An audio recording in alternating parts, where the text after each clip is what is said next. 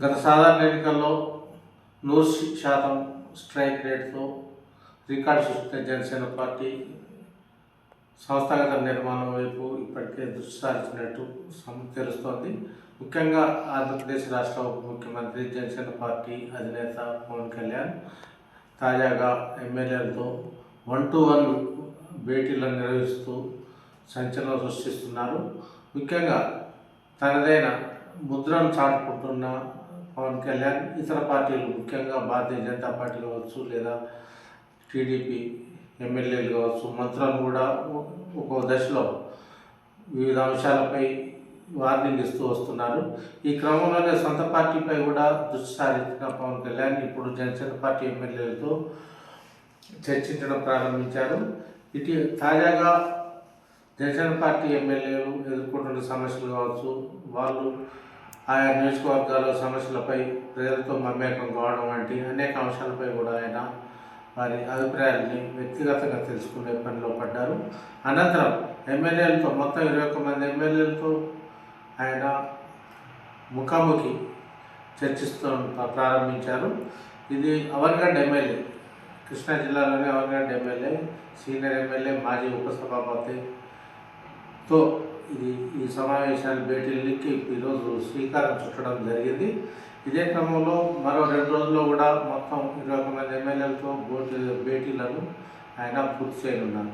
అయితే ఎమ్మెల్యేలతో సమాలోచనలు పూర్తి చేయడం ద్వారా పార్టీ పటిష్టతపై కూడా ఆయన దృష్టి సారించినట్టు తెలుస్తుంది.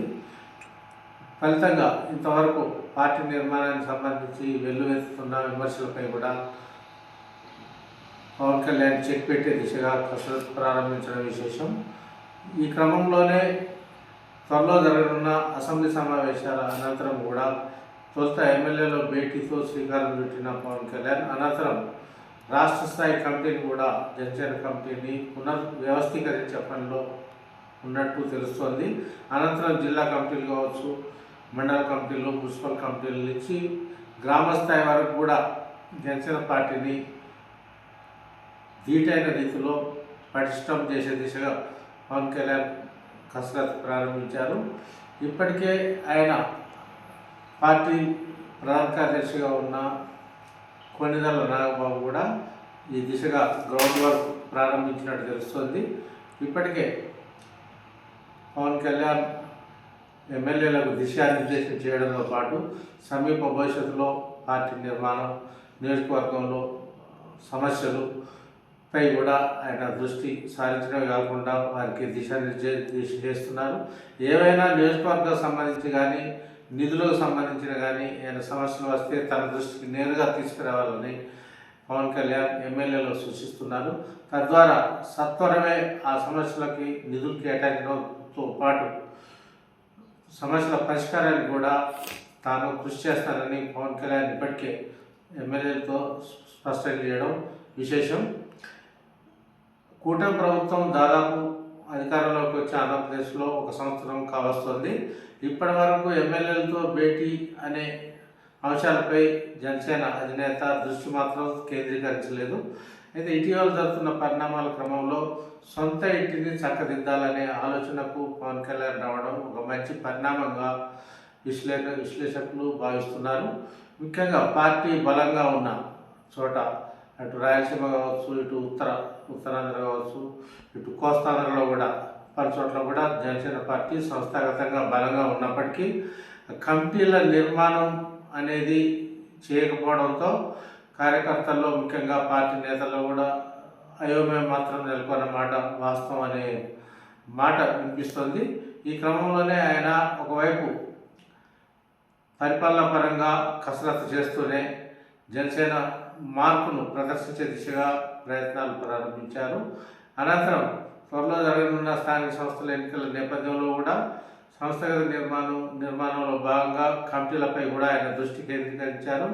ఈ బాధ్యతను ఆయన రాష్ట్ర వ్యవసాయ శాఖ మంత్రి నాదెళ్ల మనోహర్కు, పార్టీ ప్రధాన కార్యదర్శి పవన్ కళ్యాణ్ సోదరుడు కూడా ఆయన సినీ నటుడు, నిర్మాత కొన్నిదల నాగబాబుకు అప్పచెప్పినట్టు తెలుస్తోంది.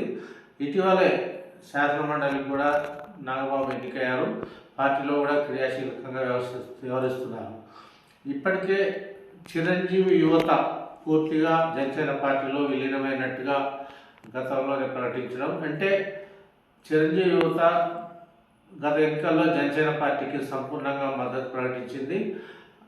చిరంజీవి యువత శ్రేణులు మొత్తం జనసేన పార్టీ విజయానికి రాష్ట్ర వ్యాప్తంగా పనిచేసిన సందర్భం ఉంది. అందువల్లనే చిరంజీవి యువతలో క్రియాశీలకంగా ఉన్నవారిని ఎంపిక చేసి కూడా జనసేన పార్టీ వివిధ స్థాయిల్లో ఉన్న కమిటీల్లో కూడా వాళ్ళకి చోటు కల్పించాలనే నిర్ణయానికి పవన్ కళ్యాణ్ వచ్చినట్టు తెలిసింది. ఈ బాధ్యతను కూడా ఆయన తన సోదరుడు ఎమ్మెల్సీ అయిన నాగబాబుకు అప్పగించినట్టు సమాచారం. ముఖ్యంగా పవన్ కళ్యాణ్ సోదరుడు చిరంజీవి కూడా చిరంజీవి యువత తరఫున సంపూర్ణ మద్దతును ప్రకటించడమే కాకుండా గతంలో పార్టీ ఫండ్ వంటి ఇతర అంశాల్లో కూడా అత్యంత సహాయకారిగా ఉన్నారు. అందువల్లనే పార్టీ నిర్మాణాలని పటిష్టం చేయడంతో పాటు చిరంజీవితో కూడా అగ్ర పీఠం వేయాలని ఇప్పటికే పార్టీ పరంగా నిర్ణయించడం జరిగింది.